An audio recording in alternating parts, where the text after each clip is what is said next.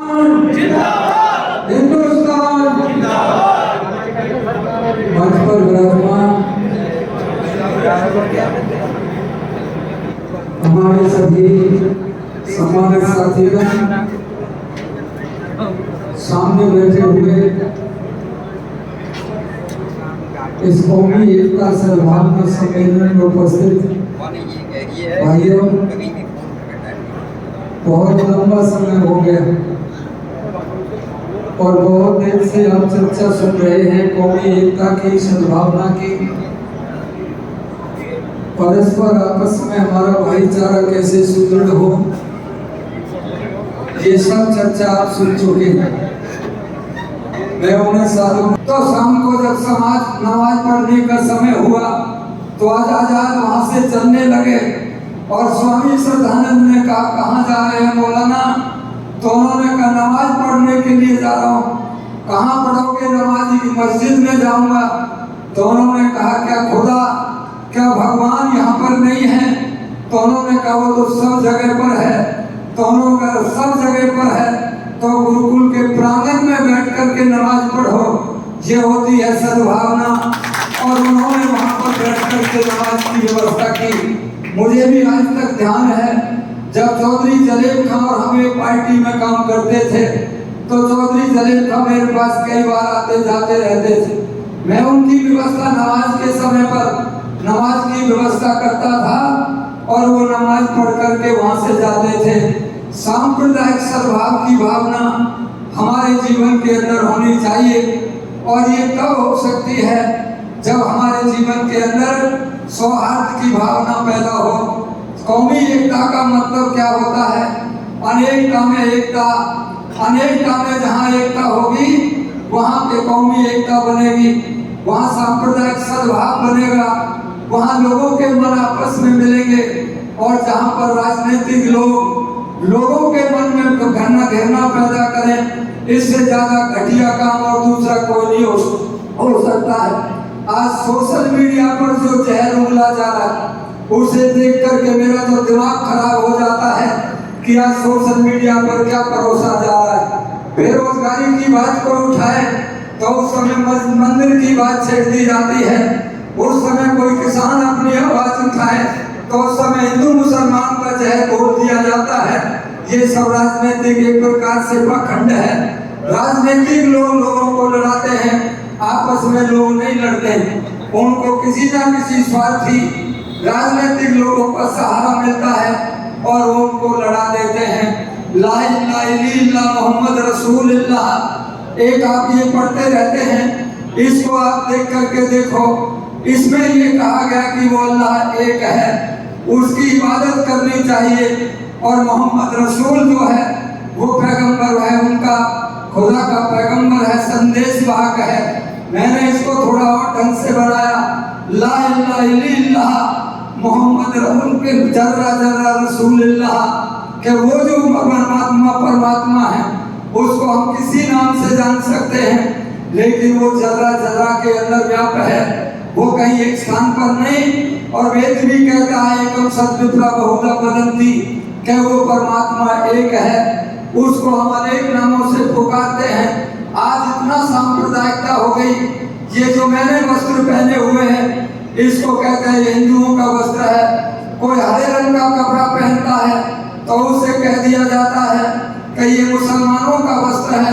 आज वस्त्रों में सांप्रदायिकता आ गई। इस प्रकार के घृणा के जो काम हो रहे हैं, मंदिर मस्जिद गिरजाघर ने बांट दिया भगवान को, धरती बांटी अमर बांटा, मत बांटो इंसान को, मत बांटो इंसान को। इंसानियत एक जगह पर रहनी चाहिए और इंसान का जब खून बहता है, चाहे वो मुसलमान का खून है चाहे हिंदू का खून है, वो खून होता है, उस समय ना कोई हिंदू होता है और ना कोई मुसलमान होता है। मैं अपनी बात को उपसंहार कर रहा हूँ। एक मंदिर के अंदर कबूतर रहते हैं और कबूतर वहाँ पर बड़े आराम से रहते थे। उस समय क्या अवस्था हुई, दीपावली का पर्व आया, अभी यहाँ पर एक विज्ञापन भी बांटा जा रहा था।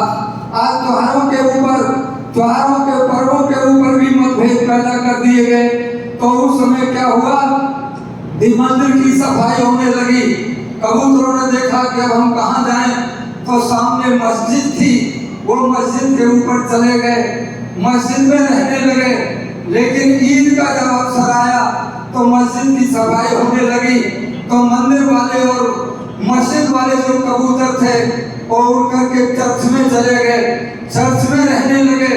और कुछ समय के बाद जब उन्होंने देखा कि यहाँ पर भी अब ये इनका एक बड़ा दिलबस आता है, उसका जब त्योहार की जब चर्चा होने लगी, ईसाइयों का पर्व आ गया, तो उस समय वहां से उठ करके सब लोग मंदिर की मुड़े पर आकर के बैठ गए। उसमें मस्जिद के कुछ कबूतर भी थे, मंदिर के कबूतर भी थे और चर्च वाले कबूतर भी थे। तो लेकिन नीचे क्या होता है, नीचे कुछ लोग आपस में लड़ रहे हैं, एक दूसरे के खून बह रहा है। एक कबूतर के बच्चे ने अपनी माँ से पूछा कि माँ मुझे बताओ ये लोग लड़ कौन रहे हैं।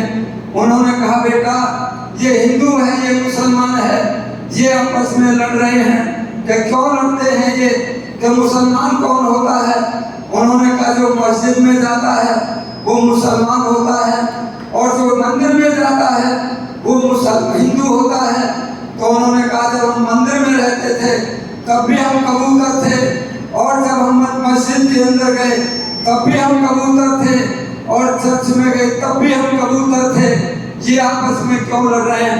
तो कबूतरी ने कहा बेटा ये लोग जो केवल मस्जिद मंदिर में जाने वाले हैं, इनके अंदर इंसानियत नहीं है, इसलिए ये लोग आपस में लड़ रहे हैं।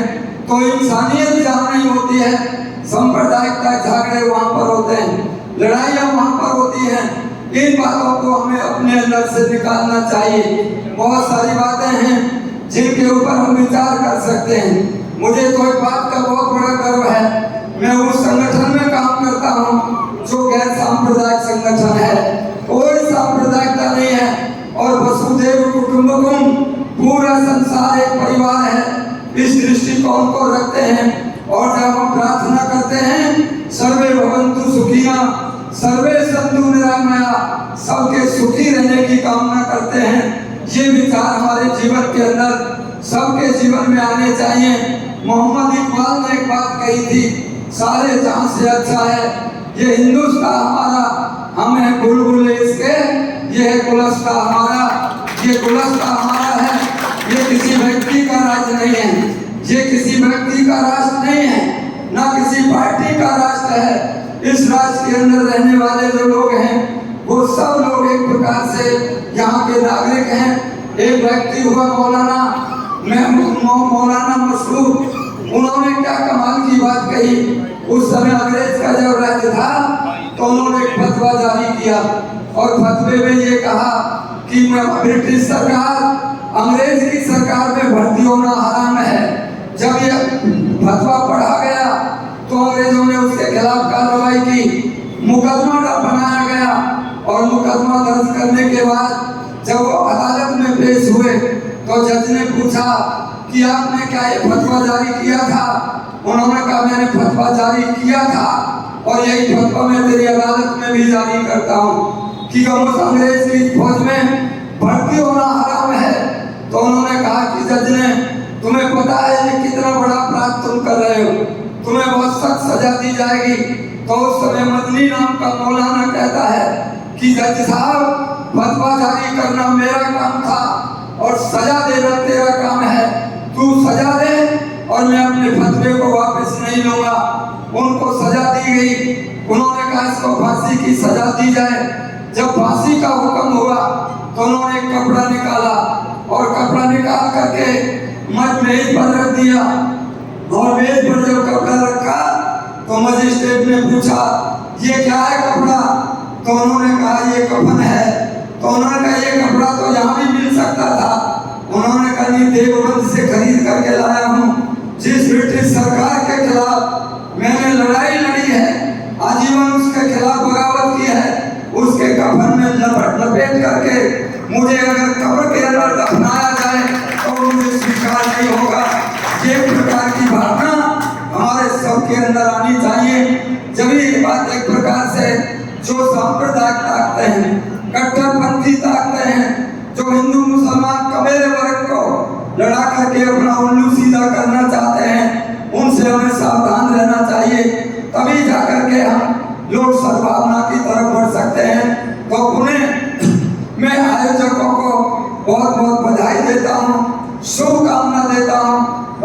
अतीत कार्य इन्होंने किया है। कुछ लोग देश को तोड़ने की साजिश कर रहे हैं और आप लोग इस देश को तोड़ने की साजिश प्रोग्राम बना करके चल रहे हैं। एक बार आपने कहानी सुनी होगी, एक जंगल में आग लग गई और चिड़िया क्या कर रही है, चौंच में जल लेकर के आग बुझा रही। किसी ने कहा चिड़िया तू क्या कर रही है? उन्होंने कहा मैं आग बुझा रही हूँ। क्या तेरे बूंद पानी से क्या आग बुझेगी? उन्होंने कहा मैं भी जानती हूँ नहीं बुझेगी, लेकिन एक बात भी जानती हूँ, जब देश का इतिहास लिखा जाएगा तो मेरा नाम आग लगाने वालों में नहीं, आग बुझाने वालों में लिखा जाएगा। आग बुझाने वालों में लिखा जाएगा। तो आप जो प्रयास कर रहे हैं, आपका नाम आग बुझाने वालों में लिखा जाएगा। और जो लोग सत्ता की खातिर उन्माद पैदा कर रहे हैं, उनका इतिहास